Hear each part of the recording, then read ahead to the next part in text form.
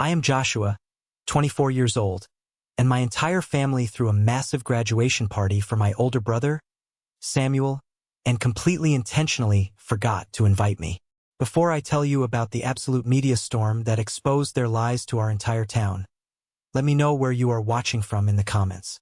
It was a Tuesday evening, and my apartment was so quiet it felt like a funeral. I had just finished a brutal 10-hour shift at the engineering firm where I worked as a junior analyst. My eyes were burning from staring at CAD models and financial spreadsheets all day. I dropped my keys on the counter, grabbed a cold bottle of water from the fridge, and collapsed onto my cheap gray sofa. I pulled out my phone, expecting the usual boring updates, and opened Instagram. The very first picture on my feed felt like a physical punch to the gut. It was posted by my cousin, Matthew. The photo showed my parents' sprawling backyard, completely transformed. There were elegant string lights woven through the oak trees, a massive catered buffet table, and a huge, professionally printed banner hanging across the deck that read, "Congratulations, Samuel and Emily. The future belongs to you." Underneath the banner stood my older brother, Samuel, and his girlfriend, Emily. They were both holding up their bachelor's degrees, beaming at the camera. Flanking them were my parents. My mother, Eleanor, was wearing her expensive pearl necklace and a smile so wide it looked like her face might split. My father, Robert, had his arm proudly slung over Samuel's shoulder. Surrounding them were aunts, uncles, family friends, and neighbors. The caption read, "So incredibly proud of these two. What an amazing graduation party. The whole family is here to celebrate. The whole family, except me." I zoomed in on the photo. I saw my Aunt Sarah laughing in the background. I saw Uncle David holding a plastic cup. I looked at the timestamp. The party had been on Saturday, 3 days ago. For 3 days, I had gone about my life, calling my mom on Sunday for our usual brief chat, and she hadn't breathed a single word about it. I lived exactly 40 minutes away. I wasn't across the country. I wasn't unreachable. I just wasn't wanted. My chest tightened. The air in my living room suddenly felt incredibly thin. I scrolled through the comments, reading the endless stream of congratulations from relatives I hadn't seen since the holidays. Not one person had asked where I was. I didn't throw my phone. I didn't scream. I just sat there, letting the cold, hard reality wash over me. I navigated to my contacts and pressed my mother's name. It rang 3 times before she picked up. "Hi, Joshua. How are you, honey?" Her voice was bright, cheerful, and entirely too loud. It was her performance voice. The tone she used when she knew she was guilty of something but was going to aggressively pretend everything was perfectly fine. "I'm fine, Mom," I said, keeping my voice completely level. "I was just scrolling through Instagram. I saw Matthew's pictures from the backyard." There was a dead silence on the other end of the line. I could hear her breathing change. The cheerful facade cracked instantly. When she finally spoke, she sighed, a heavy, long-suffering sound, as if I was a toddler who had just asked a completely unreasonable question. "Oh, you saw those," she said flatly. "Yeah, I saw them. A graduation party for Samuel and Emily, with the whole family. Did my invitation get lost in the mail?" I asked. I wasn't even yelling. I was just asking for the truth. "Joshua, please don't start this right now. Don't make a big deal out of nothing," she snapped, her voice dropping into that tight, defensive register I knew so well. "A big deal out of nothing? You threw a massive party for my brother, invited everyone we know, and didn't even tell me it was happening. Why?" "Because we didn't want you stealing his moment," she blurted out. I froze. Stealing his moment? How would my standing in the backyard eating potato salad steal his moment? "You know exactly how you are," she fired back, fully committing to the attack now. "You always find a way to make things about yourself. You have this need for attention. Samuel worked very hard for his business degree. Emily worked hard. This day needed to be entirely about your brother and his girlfriend. Not about you. We just wanted one day where Samuel could shine without you trying to cast a shadow over him." I gripped the phone so hard my knuckles turned white. My mother was actually trying to convince me that my mere presence was a threat to my brother's happiness. "I see," I said softly. The anger was gone, replaced by a freezing, absolute clarity. "I'm glad you understand," she said, her tone softening, mistaking my calmness for submission. "We can get dinner next week, just the three of us. You, me, and your dad." "Don't bother," I replied. "I completely understand your logic, Mom. It makes perfect sense. So, with that in mind, please don't expect an invitation to my graduation." My mother actually laughed. A short, sharp, mocking sound. "Oh, Joshua, please. You've been talking about this mysterious master's degree program for 2 years now. You're working a full-time job. We all know you're not going to finish it anytime soon. I am not holding my breath for any invitation. Goodbye, Mom," I said, and ended the call. I tossed the phone onto the cushion next to me. The silence of the apartment returned, but it didn't feel like a funeral anymore. It felt like a starting line. I stood up, walked over to the desk tucked into the corner of my living room, and looked at the large paper calendar pinned to the wall. I took a red marker and drew a thick, heavy circle around a date exactly 3 weeks from today. Little did my mother know I wasn't just talking about a degree. I was 3 weeks away from defending my thesis for a highly competitive dual master's program in engineering and business administration. I had been grinding away in absolute silence, and the game was just about to change. The glow of my laptop screen was the only light in the room. It was 2 a.m. The rhythmic clacking of my keyboard sounded like a machine gun in the quiet night. I was putting the final formatting touches on my thesis. 250 pages of original research on optimizing supply chain logistics using predictive AI models. It was the culmination of 2 years of sacrificing my weekends, my evenings, and my sleep. I rubbed my tired eyes, took a sip of lukewarm coffee, and stared at the title page. Joshua Carter. No one in my family had ever seen this document. No one knew the topic. No one knew the sleepless nights. And that was exactly how I had designed it. I had learned the hard way that sharing my ambitions with my family was like handing them ammunition. My mind drifted back to the day I got accepted into the dual degree program. I had been so excited. I drove over to my parents' house for Sunday dinner, the acceptance letter folded in my pocket. We were sitting around the dining table. Samuel was talking about a new fraternity party he was organizing. When there was a lull in the conversation, I pulled out the letter. "Hey, I actually have some good news. I got accepted into the dual master's program at the state university. Engineering and business." My father, Robert, paused with his fork halfway to his mouth. He looked at me, then at the letter and let out a scoff. "A master's? Why on earth do you want to stay in school? You already have a bachelor's.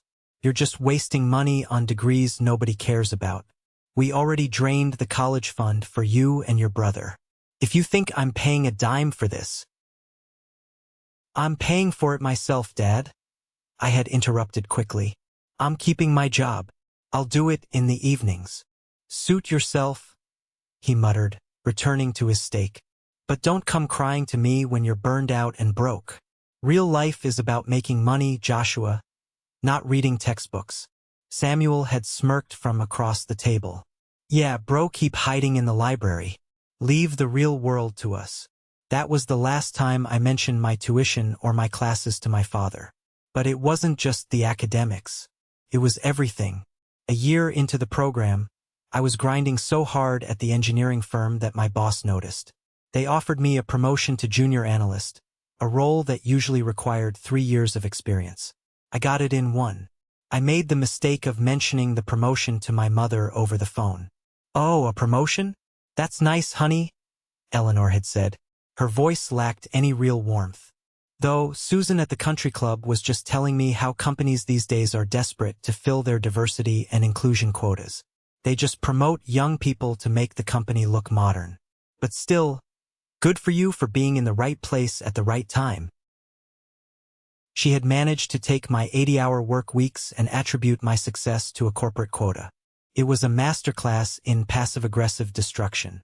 I had gripped the phone, swallowing the lump of anger in my throat, and just said, "Yeah, Mom, thanks." The final nail in the coffin of my openness had happened just last Christmas. The whole family was gathered in the living room. Uncle David, who had always been a bit more observant than the rest, sat down next to me on the couch. He was holding a glass of bourbon and looked at me intently. "So, Joshua," Uncle David asked loud enough for the room to hear, "you've been awfully quiet lately. What are you doing with your life these days? How's the job?" Before I could even open my mouth to answer, Samuel jumped in from across the room. "Oh, you know Joshua, Uncle David," Samuel laughed, pointing a half-eaten sugar cookie at me. "He's just busy trying to be the smartest guy in the room. He's working some entry-level desk job and pretending he's the next Elon Musk. He's got this weird obsession with trying to prove he's better than everyone else." I looked at my mother, expecting her to scold Samuel. Instead, she was nodding slightly. "Joshua does have a habit of taking things a bit too seriously," she agreed softly to Aunt Sarah, who was sitting next to her. I didn't defend myself. I didn't argue. I just looked down at my hands and let the conversation move on without me. I realized then that they had built a narrative about who I was, the arrogant, attention-seeking lesser brother, and no facts or achievements would ever change their minds. They needed me to be the failure so Samuel could be the star. I shook my head, pulling myself out of the memories. The glow of the laptop screen brought me back to the present.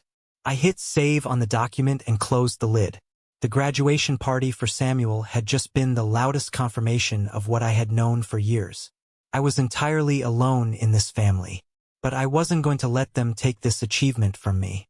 I needed to celebrate. I needed to mark this milestone. But I refused to do it in a massive auditorium full of strangers, and I absolutely refused to invite the people who had spent my entire life minimizing my existence. I picked up my phone. It was late, but I knew he would be awake. I found Matthew's name and hit dial. Matthew was my cousin, Aunt Sarah's son. We had been incredibly close as kids, building forts in the woods and playing video games until dawn.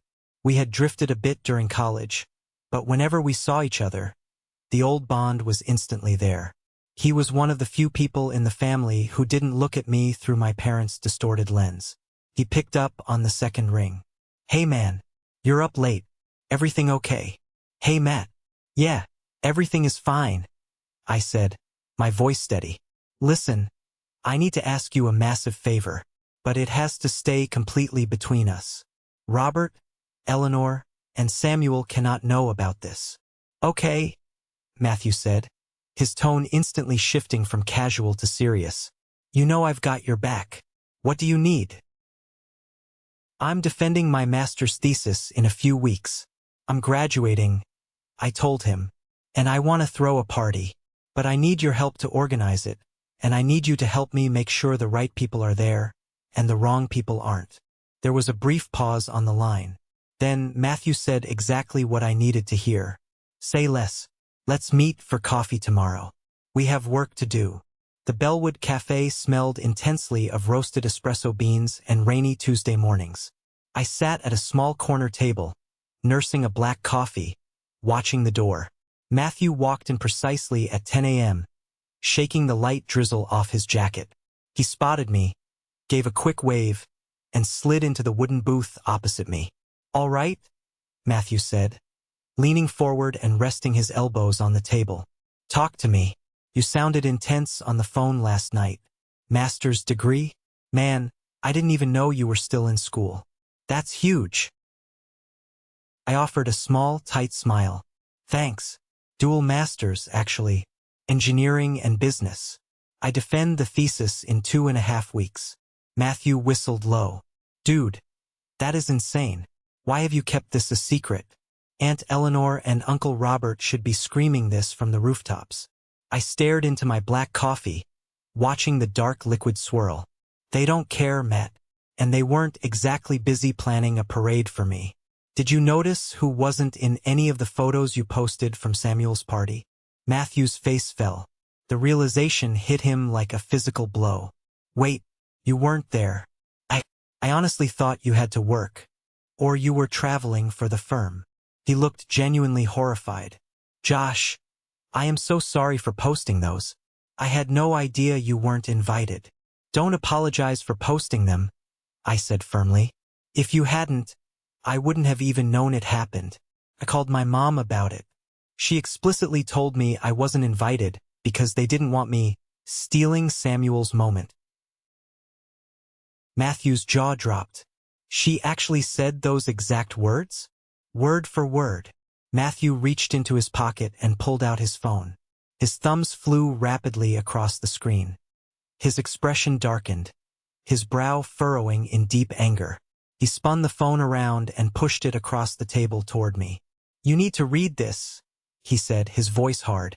This is the family group chat, the one you're not in. I looked down at the screen. It was a message sent by my mother, Eleanor, dated 4 days before Samuel's party. Eleanor. Hi everyone. Just a quick note regarding the party this weekend. Joshua will not be joining us. He is extremely stressed and busy with his job right now and specifically asked for space.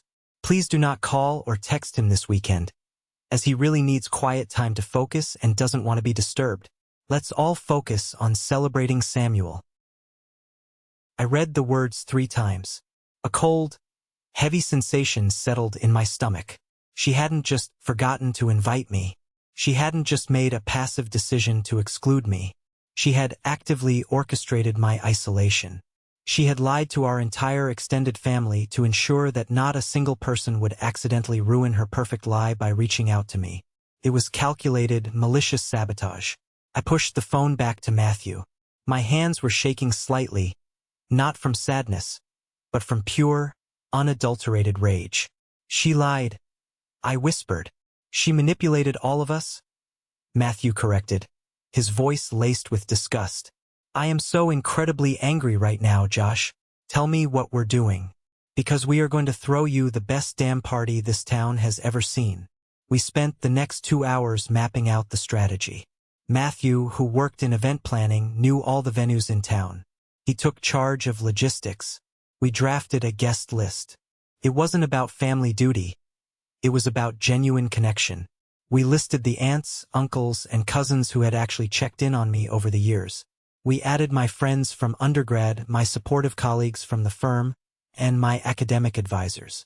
It was a curated list of people who didn't view me as a competition or a disappointment. The next 2.5 weeks were a blur of adrenaline and exhaustion. I worked my day job, finalized party details with Matthew at night, and rehearsed my thesis defense until my throat was raw. I existed on black coffee and sheer spite. Then came the Wednesday of my defense. I stood in a small, wood-paneled conference room on the university campus. I was wearing my best charcoal suit. Across the long oak table sat my thesis committee, 3 highly respected professors in the fields of engineering and economics. Dr. Harrison, my primary advisor, sat in the center. He was a notoriously tough critic with a reputation for tearing weak arguments to shreds. I connected my laptop to the projector. The title slide appeared on the screen. I took a deep breath, pushing every thought of my mother, my father, and Samuel out of my mind. This was my arena. Good afternoon, committee members.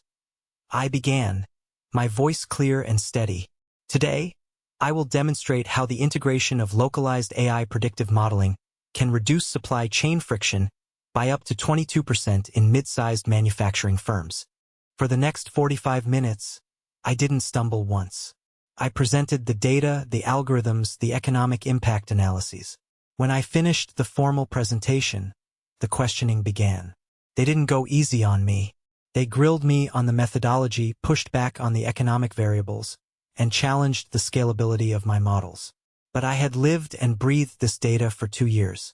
I answered every question with precision, citing literature and pointing to specific datasets in my appendices. When the barrage of questions finally stopped, Dr. Harrison took off his reading glasses and placed them on the table. The room was utterly silent. Mr. Carter, Dr. Harrison said, his voice echoing slightly in the quiet room. If you could step outside for a few moments so the committee can deliberate. I walked out into the empty hallway. The heavy wooden door clicked shut behind me.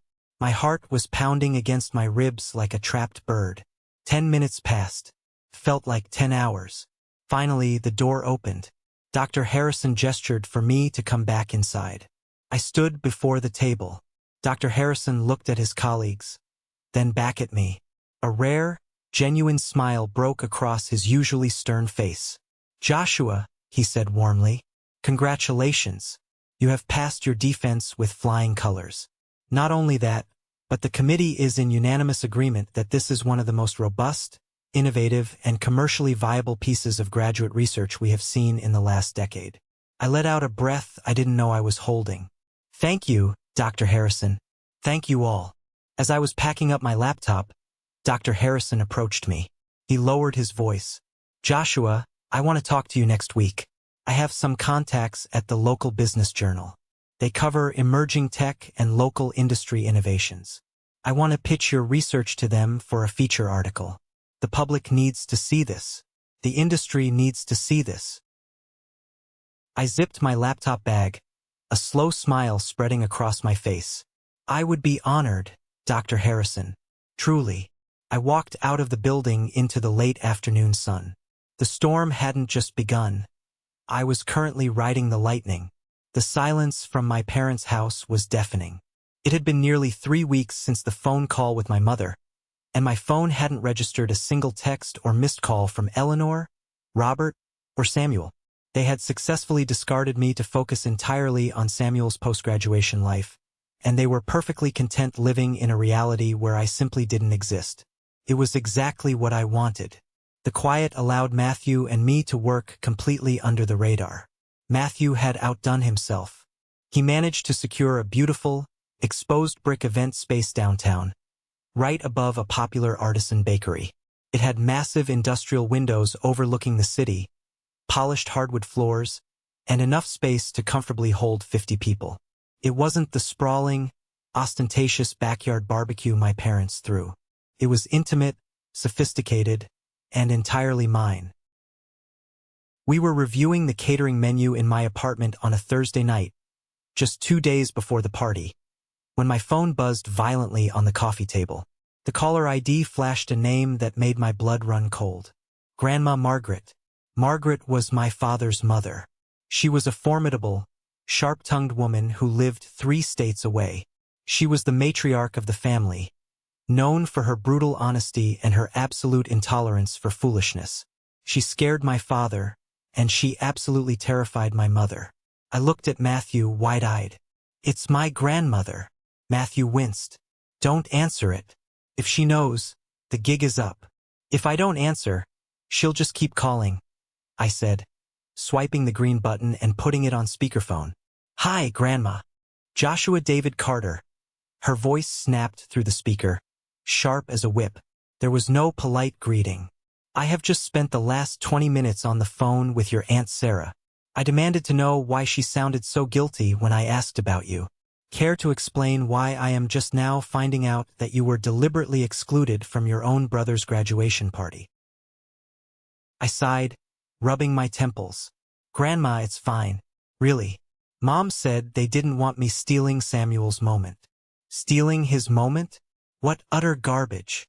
Grandma Margaret practically roared. "That woman has been coddling Samuel since the day he was born and treating you like an afterthought. I knew Robert was blind to it, but I didn't think Eleanor had the audacity to lie to the entire family. Joshua is too stressed. She texted me. She lied to my face, Joshua." "I know, Grandma." Matthew showed me the text. The line went quiet. When she spoke again, her voice had lost the sharp edge of anger and was replaced by a thick, wet emotion that shocked me. Grandma Margaret was crying. "Oh, my sweet boy," she whispered, her voice cracking. "I am so deeply sorry. I should have known. I should have checked on you myself. You must have felt so incredibly alone." I felt a sudden lump form in my own throat. The walls I had built up to protect myself from my parents were useless against genuine empathy. "It's okay, Grandma. I'm okay. Actually, I'm more than okay." I looked at Matthew, who nodded encouragingly. "Grandma, I didn't tell anyone this because I didn't want the drama, but I just successfully defended my master's thesis. 2 degrees, engineering and business. I graduated. A sharp intake of breath on the other end. Joshua, that is incredible. My brilliant grandson. Why didn't you tell your parents? Because Dad would tell me I wasted my time, and Mom would say I only passed because of a grading curve, I said bluntly. Look, Matthew and I are organizing a private celebration this Saturday, just for the people who actually support me. We didn't invite Robert or Eleanor. We didn't invite Samuel. And we don't want them to know. Good, Margaret said instantly, the steel returning to her voice.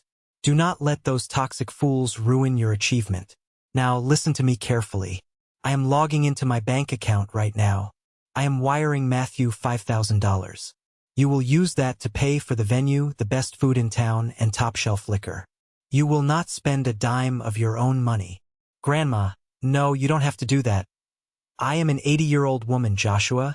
Do not argue with me, she interrupted fiercely. Consider it your graduation gift. And as for your parents, I am going to stay completely silent. I am not going to say a word to Robert or Eleanor. I want to sit back and watch exactly how this plays out when they realize the massive mistake they've made. Enjoy your party, my boy. I am so proud of you. She hung up. I stared at the phone, entirely stunned. Matthew let out a loud whoop of triumph, pumping his fist in the air. We had the matriarch's blessing and her bankroll. We were unstoppable. Friday night, the eve of the party. I stood in my bedroom, staring at the navy blue suit hanging on my closet door. It was tailored, sharp, and expensive, a gift to myself from my first big bonus at the firm. I traced the lapel with my fingers. For 24 years, I had navigated the storm of my family's favoritism by keeping my head down and making myself as small as possible. I had believed that if I just didn't cause waves, maybe they would eventually love me equally. Tomorrow I was done being small. Tomorrow, I was stepping directly into the eye of the storm, and I was going to let it rage around me. Saturday evening arrived, bringing with it a cool breeze and a sky painted in shades of twilight purple. I walked into the downtown venue at 5:30 p.m., and my breath caught in my throat. Matthew had completely transformed the space. Elegant cocktail tables draped in black linen were scattered around the room. A massive grazing table filled with artisanal cheeses, cured meats, and fresh fruits stretched across the far wall. But the centerpiece was the banner hanging right at the entrance. It was sleek, modern, and written in bold gold lettering. Joshua Carter, Master of Science in Engineering and Master of Business Administration. Earned in silence. Celebrated in style. At exactly 6 p.m., the doors opened, and the people who actually mattered began to arrive. My Aunt Sarah was the first through the door. The moment she saw me standing there in my navy suit, she burst into tears. She practically ran across the room and wrapped her arms around my neck in a crushing hug. I am so sorry, Joshua, she sobbed into my shoulder. I knew they didn't invite you to Samuel's party. I knew it, and I was too much of a coward to stand up to Eleanor. Can you ever forgive me? You're here now, Aunt Sarah, I said gently, hugging her back. That's all that matters to me. As the evening progressed, the room filled with laughter, clinking glasses, and genuine warmth. My friends from undergrad swapped embarrassing stories about my study habits. My colleagues from the firm toasted to my insane work ethic. Even Dr. Harrison showed up, wearing a tweed jacket and a wide smile. Around 8 p.m., Matthew tapped a spoon against his champagne glass, calling for silence. The room quieted down, turning toward him. Everyone, Matthew projected his voice across the room. We are here tonight to celebrate a man who defines resilience. Joshua didn't ask for a handout. He didn't ask for attention. He worked a grueling full-time job, paid his own way, and conquered a dual master's program that would break most people. He did it quietly, but tonight, we are making some noise. The room erupted in cheers. Dr. Harrison stepped forward, raising his glass.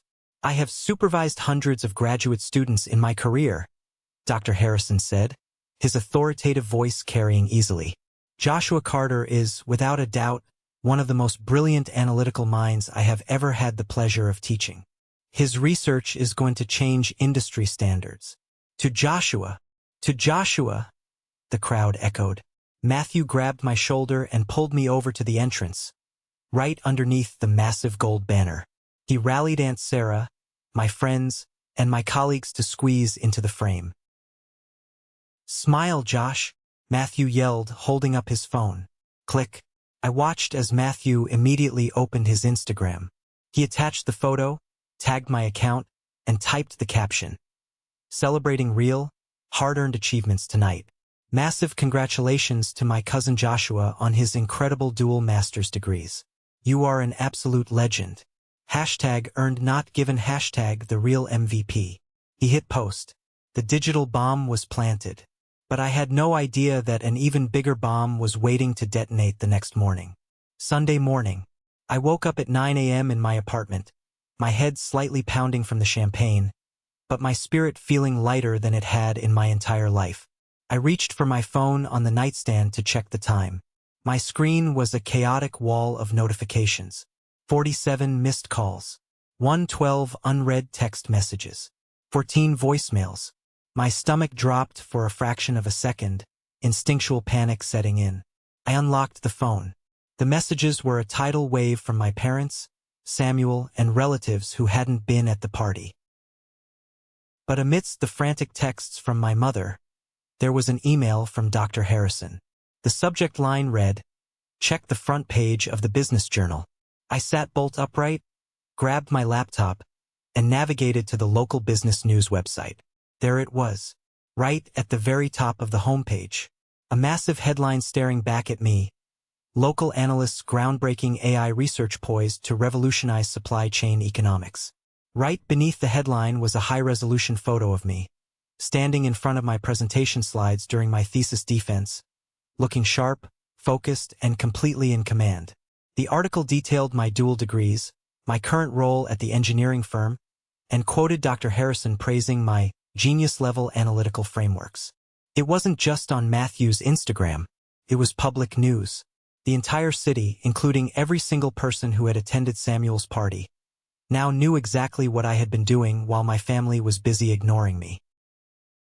I picked up my phone and opened my voicemails. I tapped the first one from my father, Robert. "Joshua, what the hell is this?" Robert's voice roared through the speaker, vibrating with sheer, unadulterated fury.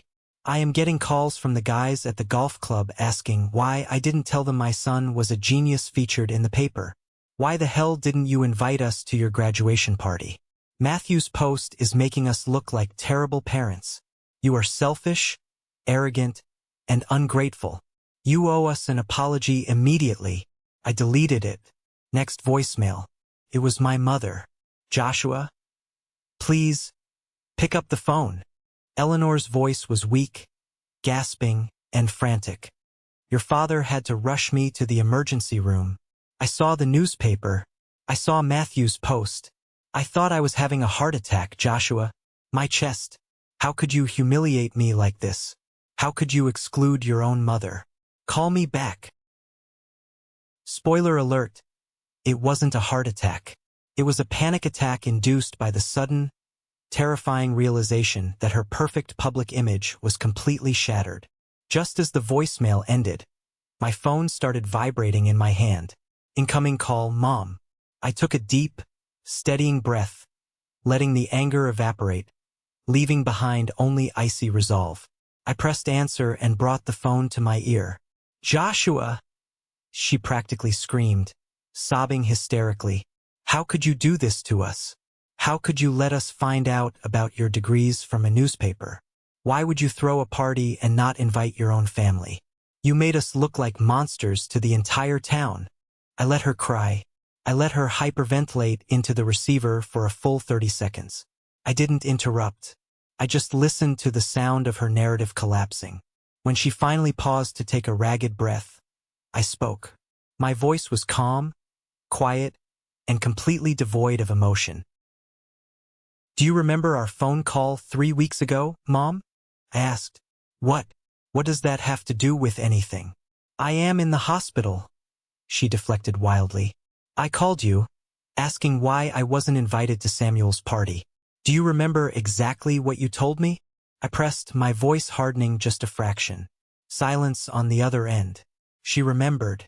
I knew she remembered. You told me that you didn't want me stealing his moment.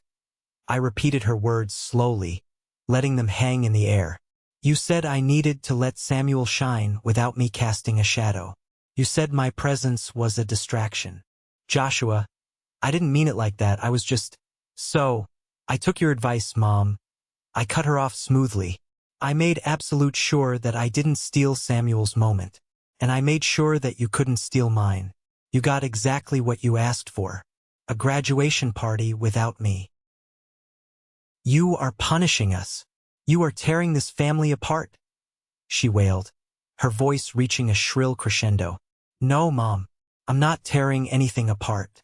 I just stopped pretending we were a family in the first place. I didn't wait for her to respond. I pulled the phone away from my ear and hit the red end call button. De la koen kak the doi tat ca. Kai tua koi kung de lay lai duak win kim so kuak doi min.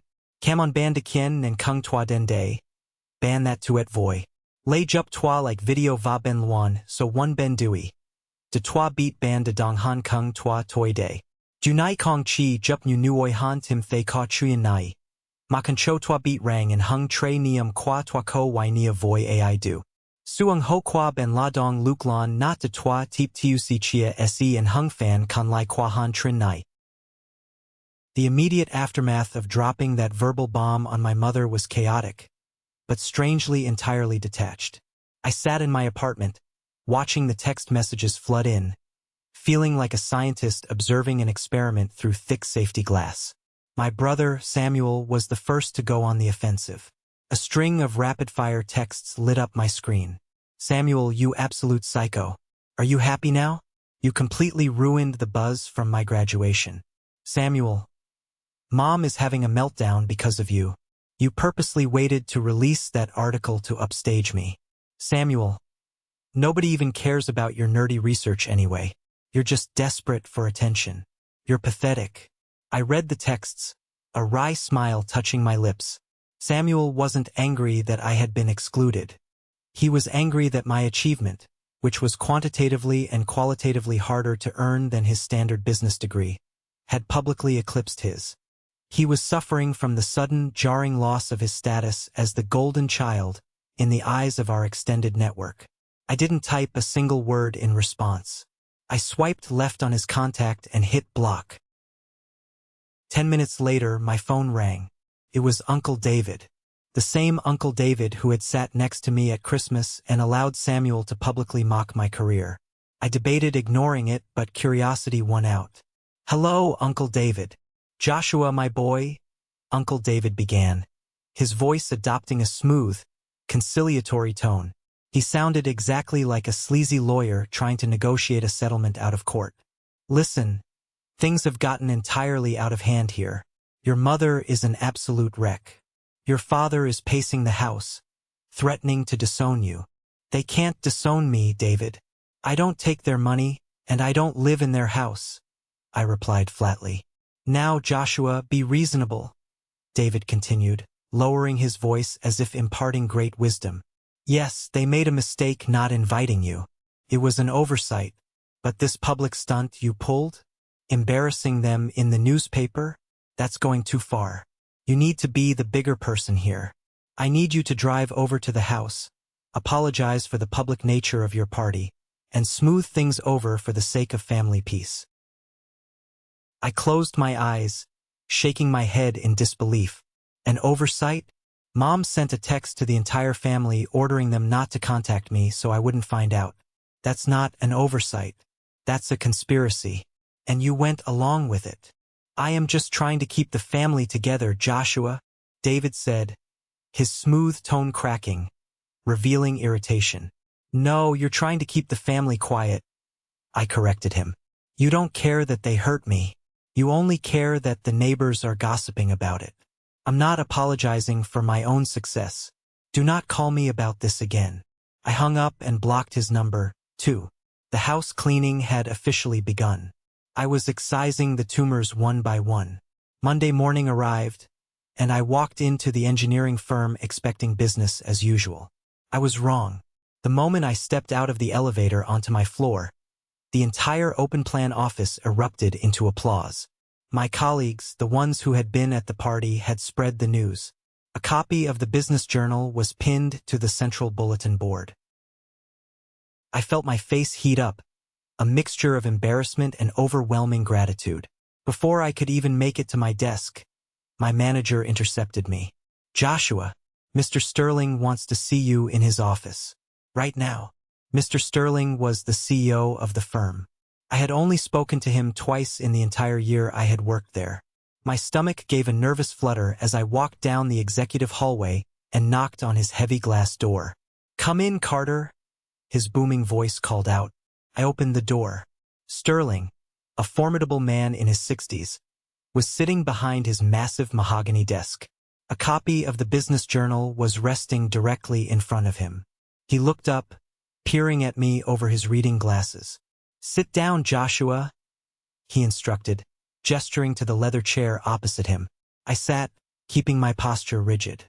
"I read this article over my Sunday coffee," Sterling began, tapping the newspaper with his index finger, "and I found myself very confused.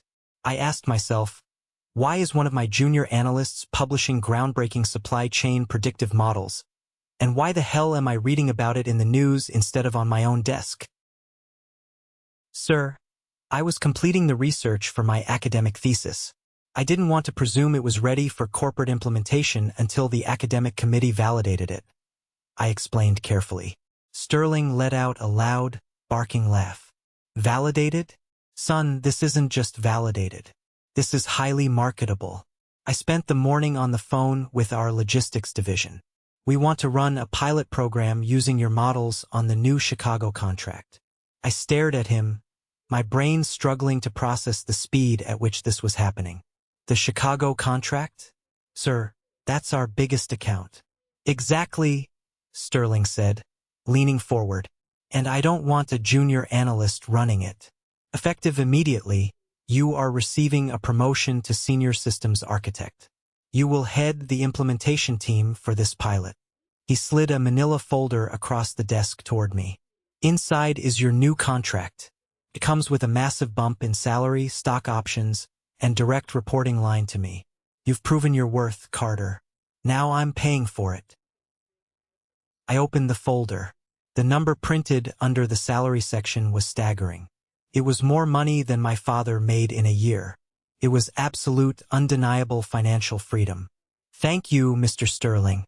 I won't let you down," I managed to say, my voice thick with emotion. "I know you won't," he said, dismissing me with a wave of his hand. I walked out of that office feeling like I was floating 10 feet off the ground. The universe was shifting. The years of eating dirt, of being minimized, of keeping my head down, it was all finally paying off. I had built my own fortress, and it was impenetrable. I worked late that evening, diving straight into the new Chicago account data. I didn't leave the office until past 7:30 p.m.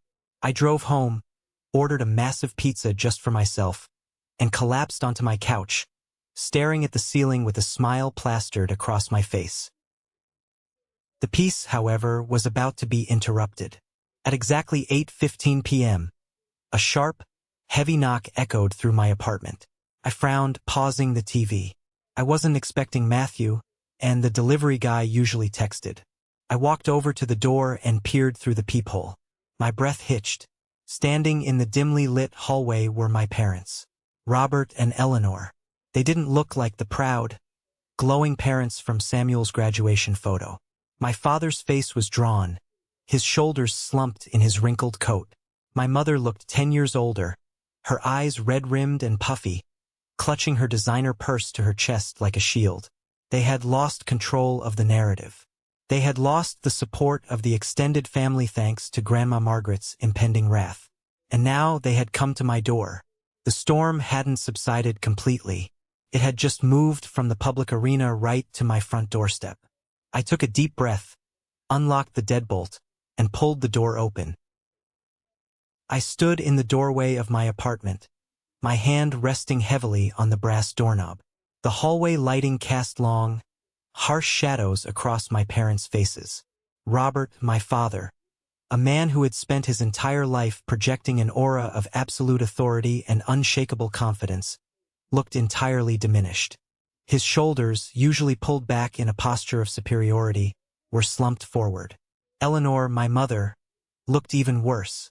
The immaculate country club facade was completely gone. Her makeup was slightly smudged, her hair lacked its usual perfect blowout, and she clutched her expensive leather purse to her chest as if it were a shield against the incoming storm. For a long moment, nobody said a word. The silence stretching between us was heavy, suffocating, and thick with the weight of 24 years of unspoken resentment. Joshua, my father finally spoke, his voice uncharacteristically gravelly. He cleared his throat, trying to summon back his usual booming cadence, but it failed him. Can we come in? We need to talk to you. I looked at them. I felt a strange, chilling sense of detachment. A year ago, a month ago, even a week ago, I would have craved this moment. I would have moved aside instantly, desperate for any scrap of their attention or validation. But standing there now, bolstered by the absolute certainty of my own worth, I just felt exhausted. I stepped back and pulled the door open wider. Make it quick. They walked into my living room, looking around nervously as if they had entered a stranger's home. They had only been to this apartment twice in the 3 years I had lived here, and both times they had complained about the neighborhood and the lack of covered parking. I didn't offer them a drink. I didn't ask them to sit down. I simply crossed my arms over my chest and leaned against the kitchen counter, waiting. My mother broke first. She took a step toward me, her eyes brimming with fresh tears. Joshua, please, you have to understand how terrible this has been for us. The phone has been ringing off the hook all day. The neighbors, the people from the club, your Aunt Sarah. Everyone saw that article. Everyone saw Matthew's post. They are looking at us like we are monsters. It feels like a funeral in our house right now. I didn't blink. You are upset because of how it makes you look to the neighbors. You aren't upset about what you actually did to me. That is not true, my father interjected, stepping forward to stand beside my mother. He puffed out his chest, attempting to regain control of the room. We are your parents, Joshua. We love you. We are shocked. We didn't understand how serious you were about this degree program. If you had just communicated with us better, if you had told us it was this important, we would have been there. I let out a harsh, humorless laugh that echoed off the apartment walls. Communicated with you better? Dad, are you actually hearing yourself right now? I told you I was accepted into the program 2 years ago at the dinner table. Do you remember what you said? Robert shifted his weight uncomfortably. I don't recall exactly. I do, I fired back, my voice rising just enough to cut through the quiet room. You told me I was wasting money on degrees nobody cared about. You told me real life was about making money, not reading textbooks. 6 months later, I asked you to read the introductory chapter of my first major research paper. You told me you couldn't because you had a golf tournament and it wasn't your field anyway. I communicated perfectly. You just chose not to listen. My mother twisted the strap of her purse, her knuckles turning white. You always made things look so easy, Joshua. You never asked for help. Samuel needed us. He struggled with his classes. He needed encouragement. We just thought you were fine on your own. You didn't think I was fine, Mom. You just didn't want to deal with me? I stated, staring directly into her tear-filled eyes. When I got promoted at the firm last year, I called to tell you. I was proud. I worked 80-hour weeks for that promotion. And you told me the company was probably just filling a diversity quota. You actively minimized every single thing I achieved so that Samuel could remain the golden child. We never played favorites. My father raised his voice, his face flushing red. Stop lying. I snapped, the sudden volume making my mother flinch. You treated the affection in our family like a bitter custody battle where Samuel won full rights to your love and I got weekend visitation. And the graduation party was the final proof. You didn't just forget me. Mom sent a text to the entire extended family instructing them not to speak to me. You systematically isolated me so I wouldn't ruin his pictures. Eleanor let out a sharp sob, covering her mouth with her hand. I was just trying to protect his day. Samuel has anxiety, Joshua. He feels intimidated by you. That is not my problem, I said coldly. And frankly, after the voicemails he left me this morning, calling me a pathetic attention seeker, I don't care about his anxiety. You came here tonight because Grandma Margaret threatened you, didn't she? Robert's jaw clenched. The mention of his mother was the undeniable kill shot. He looked away, staring at the floorboards. She called us? My father admitted, his voice barely a whisper. She is furious. She threatened to cut me entirely out of the inheritance if I didn't march over here and fix this immediately. She said she is completely rewriting the trust. I shook my head, a bitter smile touching my lips. So that's what this is. You aren't here for me. You're here for Grandma's money.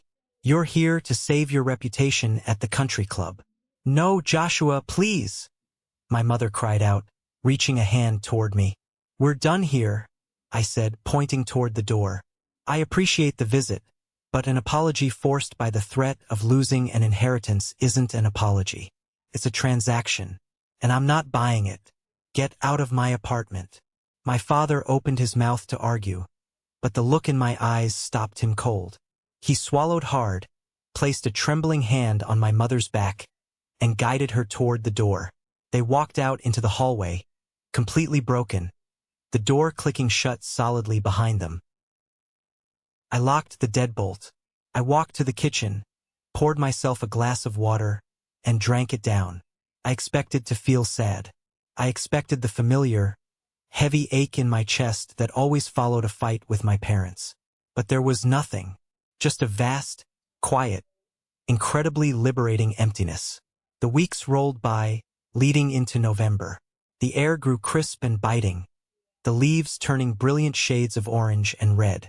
I threw myself into my new role as senior systems architect at the firm.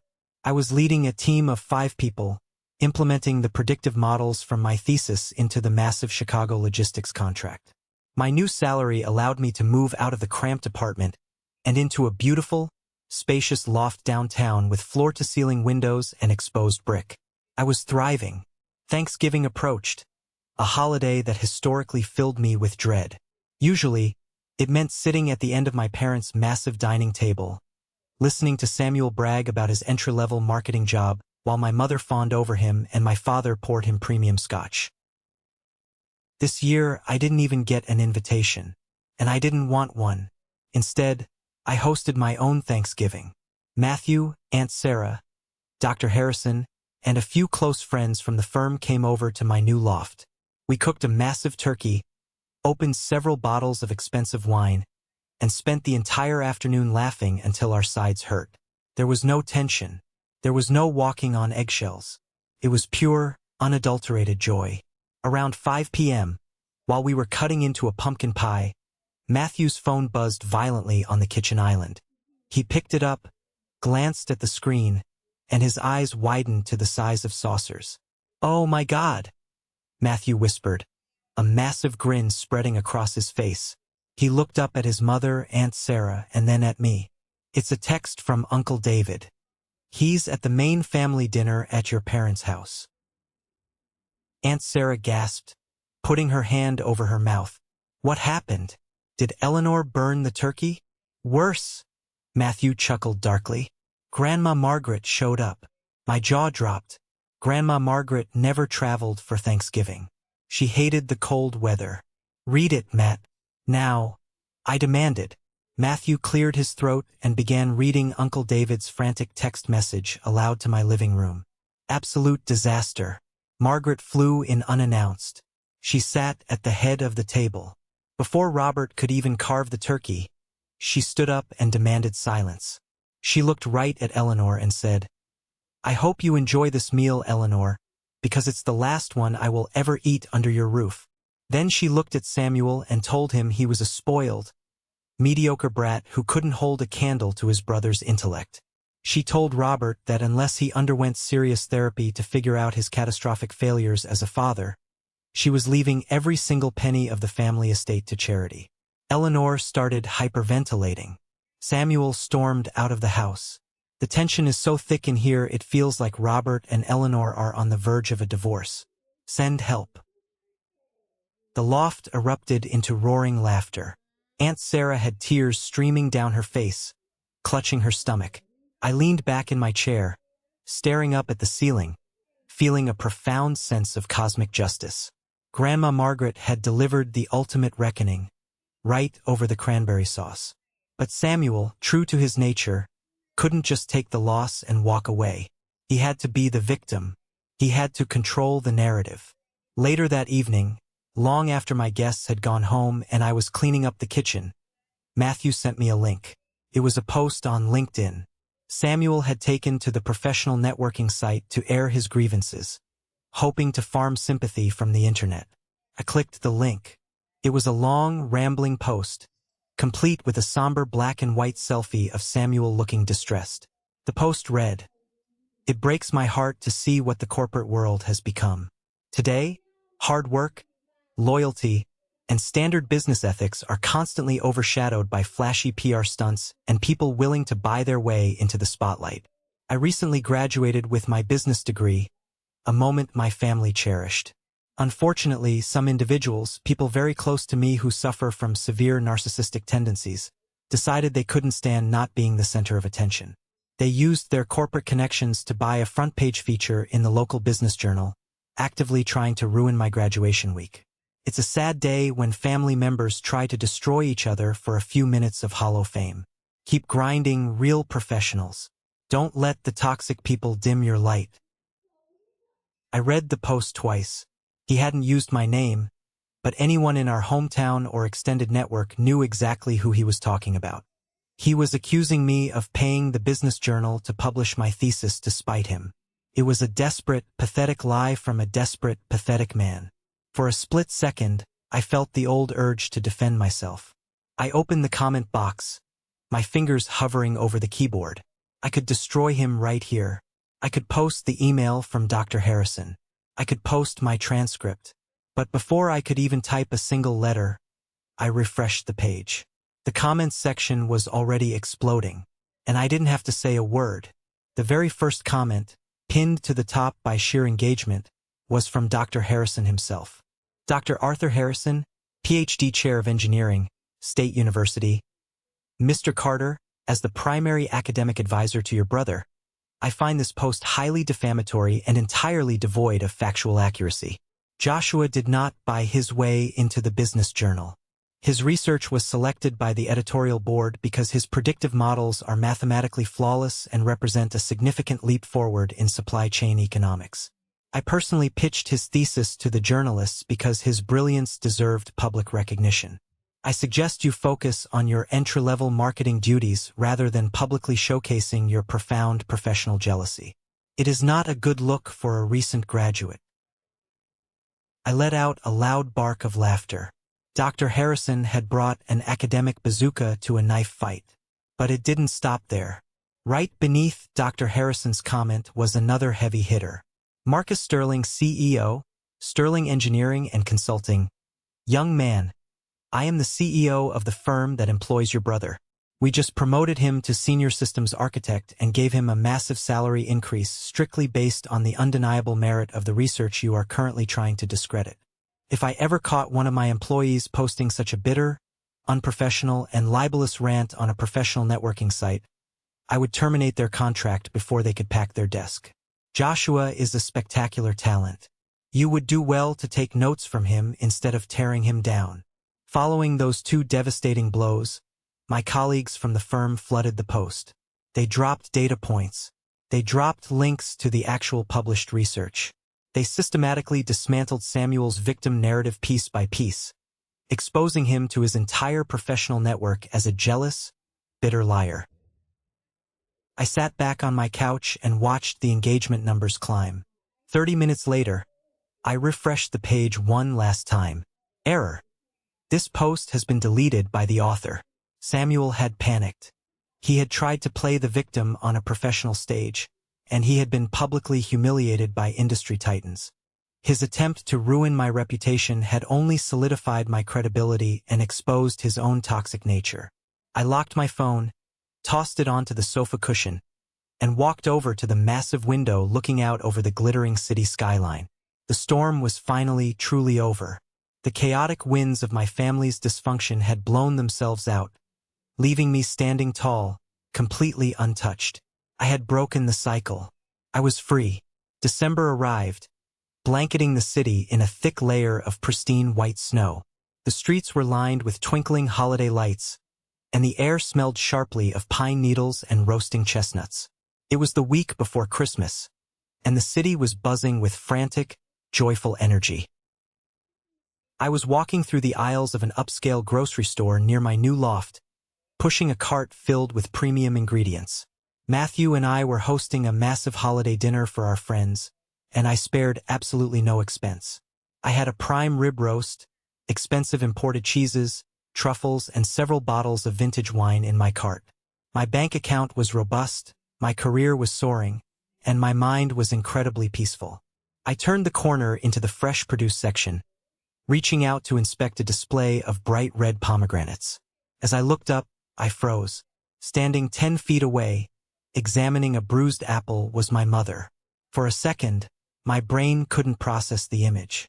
The Eleanor Carter I knew from my childhood, the towering, immaculate, terrifyingly composed woman who ruled our household with an iron fist, was gone. The woman standing by the apples looked remarkably small. She was wearing a beige winter coat that seemed a size too big for her. Her hair, usually perfectly styled, was pulled back into a simple, somewhat messy clasp. Her shoulders were hunched, and the deep lines around her mouth and eyes looked far more pronounced than I remembered. She looked like a woman who had spent the last 2 months carrying a crushing, invisible weight. I considered turning my cart around and walking down the bakery aisle. I owed her nothing, but a strange sense of calm washed over me. I wasn't afraid of her anymore. She had no power here. I took a step forward. My cart squeaked slightly on the polished floor. Eleanor looked up.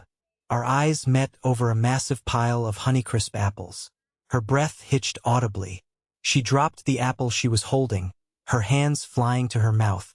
She stood completely paralyzed, staring at me as if I were a ghost materializing in the middle of the grocery store. "Hi, Mom," I said. My voice was entirely neutral. Not angry, not warm, just a simple acknowledgement of her existence. "Joshua," she breathed out, her voice trembling violently. She took a hesitant step toward me, her eyes sweeping over my expensive wool overcoat, my tailored scarf, the undeniable look of health and prosperity radiating from me. You look wonderful. You look so handsome." "Thank you. I'm doing very well," I replied, keeping my hands firmly on the handle of my shopping cart. The silence descended upon us again, broken only by the tinny Christmas music playing through the store's speakers. She looked at the contents of my cart, the prime rib, the expensive wines. Are you hosting Christmas this year?" she asked, her voice desperately fragile, carrying a tiny, pathetic spark of hope. "Yes, Matthew, Aunt Sarah, and a large group of my friends are coming over to my new place. I moved downtown last month." "Oh," she whispered, the spark in her eyes dying instantly. "That sounds lovely. Your father and I. It's just going to be the two of us this year. Samuel is spending the holidays with Emily's family in Florida. And Grandma Margaret." "Well, I nodded slowly. I knew that the empire of favoritism she had built had collapsed, leaving her entirely isolated in that massive, quiet house with a husband she was constantly arguing with and a golden child who had fled to Florida the moment things got difficult. "I'm sorry to hear that," I said politely, though I didn't feel an ounce of pity. She reached out, her fingers hovering in the air inches from my arm, but she didn't dare touch me. Her eyes filled with tears, spilling over her eyelashes and tracking down her pale cheeks. "Joshua," she choked out, her voice breaking completely. "I miss you. I miss my son." I wake up every single morning and I replay that phone call in my head. I replay the day of Samuel's graduation. If I could take it back, if I could just go back in time and change it, I would give anything. We are so utterly broken without you. I looked at her tears. For the first 24 years of my life, my mother's tears were a weapon. They were designed to inflict guilt, to force compliance, to make me apologize for things I didn't even do. But looking at her now, crying in the produce section of a grocery store, the weapon was completely useless. The emotional armor I had built was entirely impenetrable. "You can't go back in time, Mom," I said softly. "You made a choice. Every single day of my life, you and Dad made a choice to put Samuel first and push me aside. The graduation party wasn't an accident. It was just the grand finale." "I know," she sobbed quietly, wiping her face with the back of her hand. "I know we did, and we are paying for it. I need to know one thing." She looked up at me, her eyes searching my face with a desperate, agonizing intensity. "Are you happy, Joshua? Truly happy?" It was the most profound question she had ever asked me. I didn't have to think about the answer. I didn't have to search my soul. The answer was right there, radiating through my bones. I looked at this broken woman. I thought about my brilliant career, my beautiful home, the friends who stood by me, the cousin who fought for me, and the unshakable confidence I had forged in the fires of their rejection. "Yes, Mom," I said, a small, genuine smile touching my lips. "I am happier than I have ever been in my entire life." Eleanor stared at me. She let out a long, shuddering breath. The finality of my answer struck her with the force of a physical blow. She realized in that exact moment that my happiness was completely, utterly independent of her. I didn't need her love to survive. I didn't need her validation to succeed. I had outgrown the toxic soil she planted me in. She nodded slowly, the fight completely draining out of her body. Her shoulders slumped even further. "That's all I wanted to hear," she whispered. "Merry Christmas, Joshua." "Merry Christmas, Mom." I turned my cart around and walked away. I didn't look back. I navigated through the aisles, paid for my groceries, and walked out into the freezing, exhilarating winter air. As I loaded the bags into the trunk of my car, I paused and looked up at the gray, snowy sky. I took a deep breath, letting the crisp air fill my lungs. Sometimes, the universe disguises its greatest blessings as devastating rejections. When my family actively conspired to exclude me from that graduation party, they thought they were putting me in my place. They thought they were reminding me that I was secondary, that I was a shadow meant to stand behind my brother's light. But what they actually did was set me free. They gave me the final, undeniable proof I needed to stop waiting for a train that was never going to arrive. They pushed me so far out into the cold that I had no choice but to learn how to build my own fire. The trauma of being the scapegoat, the pain of being the invisible child, it all burned away the night of my own graduation party, replaced by the blazing realization of my own self-worth. Blood does not make a family. Shared DNA does not entitle anyone to a front-row seat to your life, especially if they only use that seat to throw stones at you. Family is an action. It is the people who show up for you when there's nothing in it for them. It's the people who celebrate your victories as loudly as their own.